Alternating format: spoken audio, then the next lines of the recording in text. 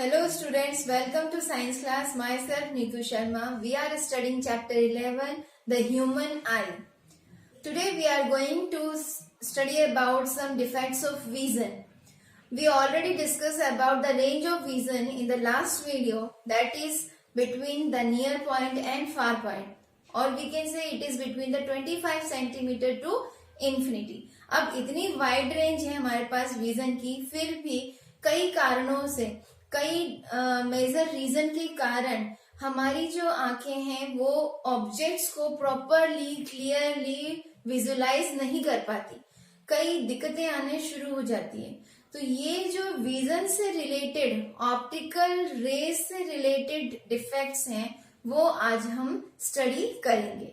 Major जो defects हमें आंखों में देखने को मिलते हैं वो है myopia and hypermetropia. Let's we start. First जो डिसीज हम स्टडी करेंगे वो है मायोपिया। मायोपिया को दूसरा नाम से भी जानते हैं, दैट इज नियर साइटेडनेस।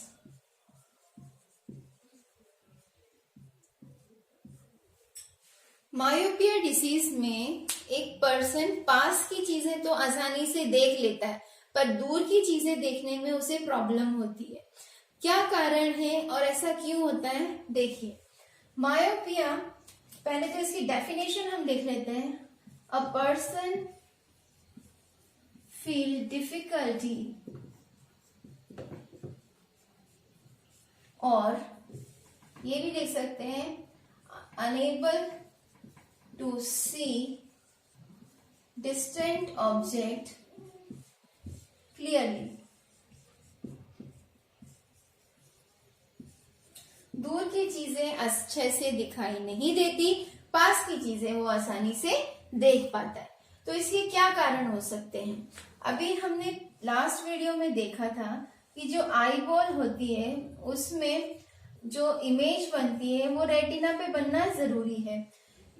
एक कर्वेचर कॉर्निया का होता है, दूसरा कर्वेचर होता है आई लेंस का। क्या कारण हो सकता है कि पास वाला तो दिख रहा है पर दूर वाला नहीं दिख रहा? तो दूर से जो रेज आती है बेटा वो पैरेलल आती है। आपको लास्ट वीडियो में भी बताया था मैंने, जो फार ऑब्जेक्ट्स होते हैं उनसे पैरेलल रेज आती हैं और हो सकता है ये parallel rays before retina meet कर जाए, ठीक है, कहीं रेटिना से पहले मीट कर जाए, जिसके कारण रेटिना पे इमेज का फॉर्मेशन नहीं होगा और उस इमेज से रिलेटेड जो जानकारी है वो ब्रेन तक नहीं पहुंचेगी, जिसके कारण वो ऑब्जेक्ट हमें दिखाई नहीं देगा। तो यहाँ पे जो रीजन है वो दो रीजन है। इन रीजंस को आपको बहुत इंपॉर्टेंट है ये याद रखना है। पहला है इसका कर्वेचर ज्यादा होना, कॉर्निया का कर्वेचर ज्यादा होना। तो इसको हम लिख सकते हैं एक्सेसिव कर्वेचर ऑफ कॉर्निया, जिसके कारण ये जो लाइट रेज है पहले ही कन्वर्ज हो गई हैं। जो रेटिना पे कन्वर्ज होना चाहिए था वो पहले ही कन्वर्ज हो जाती है ज्यादा कर्वेचर होने के कारण। दूसरा क्या कारण हो सकता है, बाय बर्थ आई बॉल में डिफेक्ट आ जाए। जो आई बॉल नेचुरल साइज की है, नॉर्मल साइज की है, वो बड़ी हो जाए। तो बड़ी होने से भी जो फोकल लेंथ है वो तो उतनी ही रहेगी आई लेंस की, पर आई बॉल का रेटिना दूर हो जाएगा, है ना। तो दूसरा कारण क्या हो सकता है, इलोंगेशन ऑफ आई बॉल। तो ये बेसिकली दो कारण हैं जिससे कि जो रेज हैं वो बिफोर रेटिना मीट कर जाती हैं और इमेज प्रॉपरली दिखाई नहीं देती और डिस्टेंट ऑब्जेक्ट्स की। कैसे इसका करेक्शन होगा, क्या तरीका है इसको करेक्ट करने का? अब ये तो डिफेक्ट आ चुका है तो हम क्या करेंगे, हम यहाँ पर इन आईज के आगे कुछ ग्लास यूज करेंगे जो कि कॉनकेव लेंस जैसे हो, ठीक है। अब कॉनकेव लेंस क्या करता है, डाइवर्जिंग लेंस है। तो इससे जब रेस पास होंगी तो ये कहीं ना कहीं इसको डाइवर्ज कर देंगी और मीट करवाएंगी रेटिना तक। तो इस तरह से कॉनकेव लेंस मिलने से जो भी इमेज बनेगी वो रेटिना पे मीट होके बनेगी। तो करेक्शन हम इसको कर सकते हैं बाय यूजिंग स्पेक्टिकल्स। स्पेक्टिकल्स मतलब चश्मे, spectacles made up of concave lens. ये बहुत इंपॉर्टेंट है बच्चों। आपको सबसे पहले इसको याद कैसे रखना है, आप देखिए मायोपिया और हाइपरमेट्रोपिया में जो वर्ड है वो शॉर्ट वर्ड मायोपिया का है।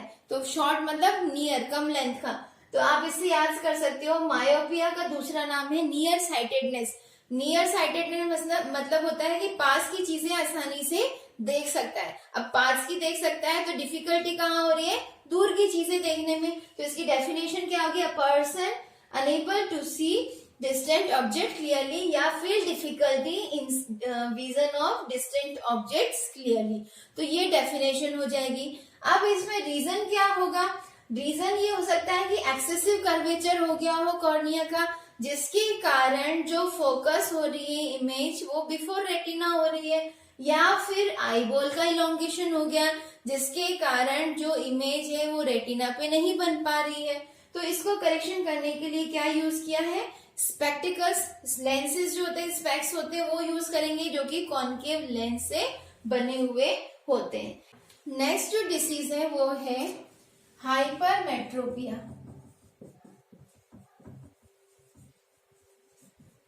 अब ये नाम देखिए काफी लॉन्ग है ना, तो इसका दूसरा नाम क्या होगा, फार साइटेडनेस।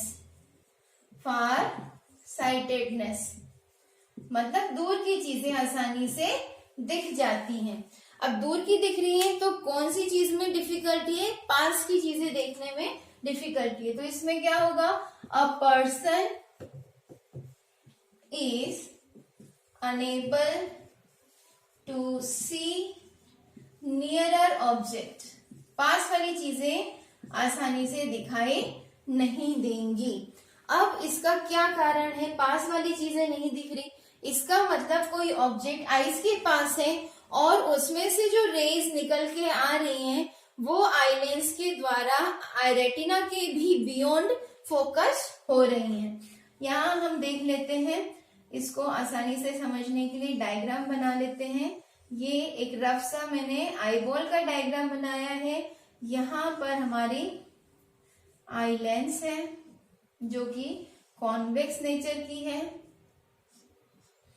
यहाँ पास में कोई ऑब्जेक्ट है, यहाँ पे यहाँ से जो रेज जाएंगी वो रेज इस तरह से जा रही हैं। अब कॉन्वेक्स लेंस क्या कर रहा है, कन्वर्ज कराएगा, पर यहाँ पे क्या हो रहा है, रेटिना पे फोकस ना होके ये कन्वर्ज हो रहा है कहीं पे बाहर। ठीक है, रेटिना से बियॉन्ड इमेज का फोकस हो रहा है इस तरह से। ठीक है, अब इसको हमें अंदर करवाना है। ठीक, तो अंदर करवाने के लिए आपको मैं बताऊंगी अभी कैसे क्या करना है। अब यहाँ देखिए, या तो आईबॉल छोटी हो गई हो तो ये कारण हो सकता है कि जो रेज हैं वो बाहर कहीं रेटिना से बियॉन्ड मीट कर रही हो, या फिर ऐसा हो सकता है कि ये जो आई लेंस है इसकी फोकल लेंथ इंक्रीज हो गई हो। नॉर्मल फोकल लेंथ कितनी होती है, 2.5 सेंटीमीटर। तो हो सकता है किसी कारणवश आई लेंस में कोई प्रॉब्लम हो और इसकी फोकल लेंथ 2.5 से ज्यादा हो गई हो। तो ये कहाँ पे फोकस करेगा, ये 2.5 से ज्यादा फोकस करेगा, इट मीन्स रेटिना से बियॉन्ड ये इमेज बना के देगा। तो ये हो सकता है इसमें इमेज फॉर्म्ड बियॉन्ड रेटिना। ठीक है, यहाँ पे क्या हो रहा है, इमेज जो है रेटिना के बाहर बन रही है। इसका रीजन क्या है, इसके भी दो रीजन है। सबसे पहले फोकल लेंथ इंक्रीज होना, increased focal length of eye lens. ठीक है, और दूसरा क्या कारण हो सकता है, आई बॉल का छोटा होना, shortening of eye ball. By birth कोई मिस्टेक हुई हो या प्रॉपर डेवलपमेंट नहीं हुआ, उस समय आई बॉल छोटी बनी हो, तो इसके कारण भी हाइपरमेट्रोपिया की प्रॉब्लम देखने को मिलती है। तो ये दो मेन कारण हैं जिसके कारण ये प्रॉब्लम क्रिएट हो रही है। अब इसका हम करेक्शन देखते हैं। करेक्शन क्या होगा, यहाँ पे भी स्पेक्टिकल्स यूज करेंगे, ठीक है, ग्लासेस यूज करेंगे, पर वो जो ग्लासेस होंगे वो किस टाइप के होंगे, हमें यहाँ पर रेज को अंदर की ओर मीट कराना है, मतलब थोड़ा सा और ज्यादा कन्वर्ज करवाना है। हम चाहते हैं कि ये जो रेज है ये कहीं बीच में कन्वर्ज करे इस तरह से, ठीक है, रेटिना पे आए, तो यहाँ पे हमें कन्वर्जिंग लेंस यूज करना पड़ेगा।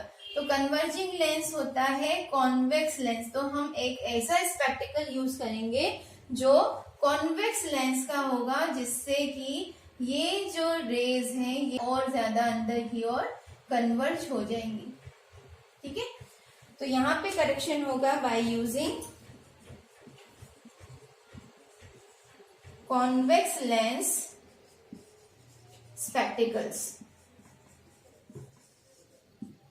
ये चीजें आपको बेटा ध्यान रखना है, ये क्वेश्चन बहुत इंपॉर्टेंट है, क्या रीजन होता है और कैसे इसका करेक्शन होता है, तो ये चीज मैंने आपको बता दी है।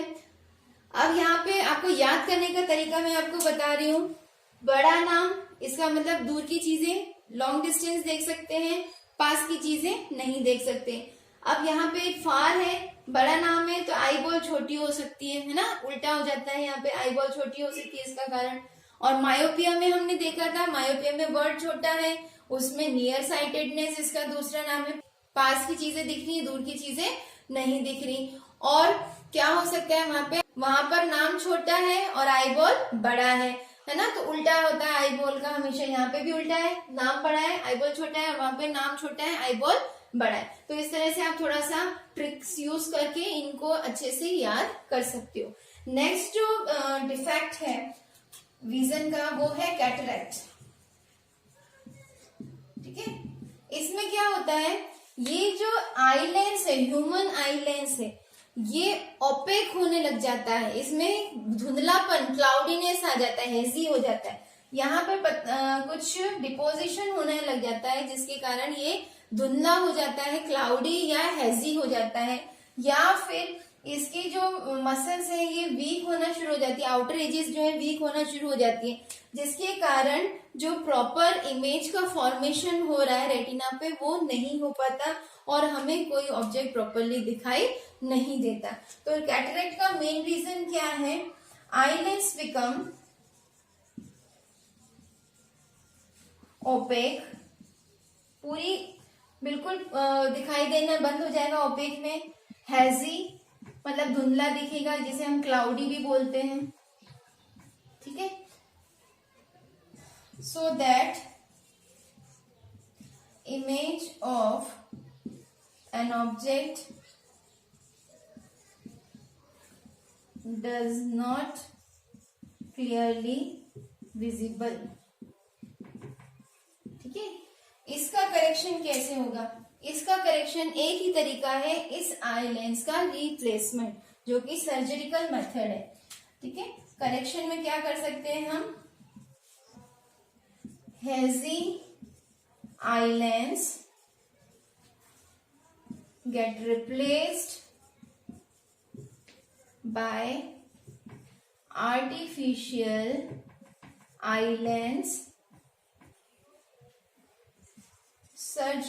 सर्जिकली, ठीक है, सर्जरी करके आई लेंस को चेंज कर देना ही इसका एकमात्र करेक्शन है। तो यहां तक तो बेटा हमने 3 डिफेक्ट्स पढ़ लिए हैं, पर क्या कर सकते हैं हम कि ये डिसीजेस ना हो, ये प्रॉब्लम क्रिएट ना हो, तो उसके लिए कुछ हेल्थ रिलेटेड प्रिकॉशंस हैं जो कि सभी को फॉलो करना चाहिए ताकि वो अपनी आंखों का बेहतर तरीके से ख्याल रख सके। तो कुछ केयर है आईज से रिलेटेड, वो हम डिस्कस कर लेते हैं। फर्स्ट इज, अगर किसी की आंखों में प्रॉब्लम है और वीक है वो, तो उसे रेगुलर चेकअप के लिए जाना चाहिए। अगर वो स्पेक्टिकल्स यूज कर रहा है तो उसे बिल्कुल रेगुलरली चेकअप करवाना चाहिए ताकि वो हमेशा करेक्ट साइज और करेक्ट नंबर का स्पेक्टिकल्स यूज करें। गलत स्पेक्टिकल्स यूज करने के कारण भी कई तरह की विजन रिलेटेड प्रॉब्लम्स जनरेट हो सकती हैं। Never look directly towards the bright light source, जैसे कि सन है या तेज रोशनी वाले बल्ब हैं, ट्यूबलाइट्स हैं, वहां पे कभी भी डायरेक्टली देखना नहीं चाहिए, इससे हमारे जो इंटरनल पार्ट्स हैं आईज के वो डैमेज हो सकते हैं। Have sufficient light in the room. छोटे बच्चे जब स्टडी करते हैं तो उस रूम में जहाँ पे भी वो स्टडी करें तो वहां पे सफिशिएंट सप्लाई होनी चाहिए लाइट की, ताकि उनकी आंखों पे स्ट्रेन ना हो और उनकी आंखों की मसल्स वीक ना हो। Do not watch computer, TV, mobiles regularly. और ये बिल्कुल पास में तो बिल्कुल नहीं देखना चाहिए, डिस्टेंस बना के इसको वॉच करना चाहिए। रेगुलर देखने से आंखों में दर्द होना शुरू हो जाता है और आईज के जो पार्ट्स हैं वो वीक होना शुरू हो जाते हैं। हमेशा बैलेंस डाइट लेना चाहिए। हमारे डाइट में, हमारे खाने में विटामिन सी, बी और ए का जरूर सप्लीमेंट्स प्रेजेंट होना चाहिए। Clear eyes gently. हमारी आईज को हमें टाइम टू टाइम ठंडे क्लीन वाटर से साफ करते रहना चाहिए। एकदम पुश नहीं करना चाहिए वाटर को अपनी आंखों पर, थोड़ा सा जेंटल तरीके से इसको वॉश करना चाहिए।